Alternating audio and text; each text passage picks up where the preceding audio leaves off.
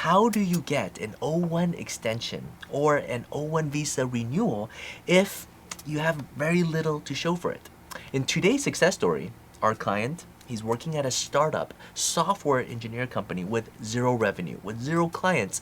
So what can you do to show the officer you really did do all these things that you promised to do the first time you applied for the O-1 visa? Let's get to it.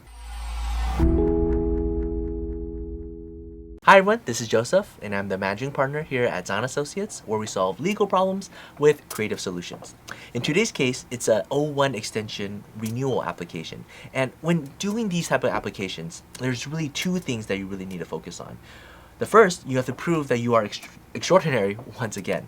In the past 4 years, at least that has been a challenge because we've seen USCIS review previously approved O-1 cases, and then in certain cases, they go back and actually challenge it. That's actually really difficult and heartbreaking for a lot of clients. You mean you approved my O-1 application, I came to the US, I did all these things, and in filing for the O-1 extension, just trying to stay for 1 more year to finish my project, you're somehow gonna say I'm not extraordinary enough? That is BS. And unfortunately, that's what happened. But with the new memo, Biden's administration is saying that you don't have to really go back and renew. If the O-1 was previously approved, let's just give it the benefit of the doubt. But with that being said, now there's the second reason for denial. They're going to challenge whether or not you really did do what you set out to do, right? Because the first time you applied for the O-1, you came up with a business plan, you have an itinerary, you came up with a specific month-by-month plan on what you're going to do and how does your extraordinary ability apply to what you're planning on doing, right? So that's a beautiful plan. Now it's time for extension. What did you do? If you're an artist, you have shows lined up and you have all these things, well then that's pretty easy to demonstrate what you actually did. Or if you're like a sculptor and you actually have something to show for it and you have media publications about the thing that you're making, then yes, that's easy. But what if your job and the thing that you're hired to do is very cerebral, right? What if you're on a computer and creating an Excel sheet all day? What if you're doing research and sometimes it takes years and years and years to do research? How do you prove what you did is real? And that's the problem for our case today. The company that our client was working at is a software engineer company and it's a startup. So the tax return the past few years, all zero revenue, no clients, because they're just developing this bioengineered software design that's really quite complicated and I don't really understand. But our client was this high-tech software engineer from overseas, from France, who was coming in to do this research.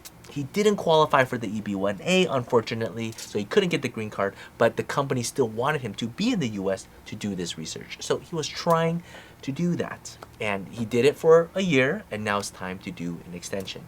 But there's nothing to prove it, right? Because everything is confidential. There's no press release because it hasn't been developed yet. There's no product sale.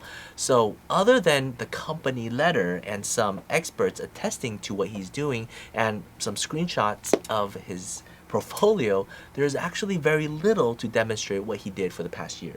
Of course, the company is in existence. Of course, he got his paycheck, but those are all just the minor proof.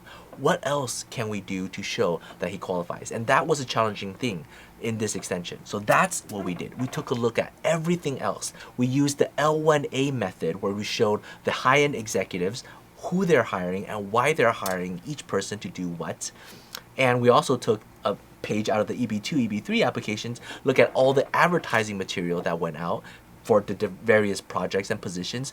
And then we also took a snapshot of the H-1B application and showed, look at all these specialized occupations that this company is hiring to do these particular projects that our client, the O-1 extraordinary researcher, is doing. And we pieced it all together to demonstrate to USCIS, if the company and this person isn't really doing anything, why would they do all of this, right? So even though we didn't have that much specifics about the project, we were able to use all these other things to demonstrate that this person really did do what they were intending to do, and we qualified for the O-1 extension, and then the case got approved, and that is a success. But we had to think outside of the box. Not every case needs to do this, but you gotta do what you gotta do. If you have any questions, feel free to reach out. Take care.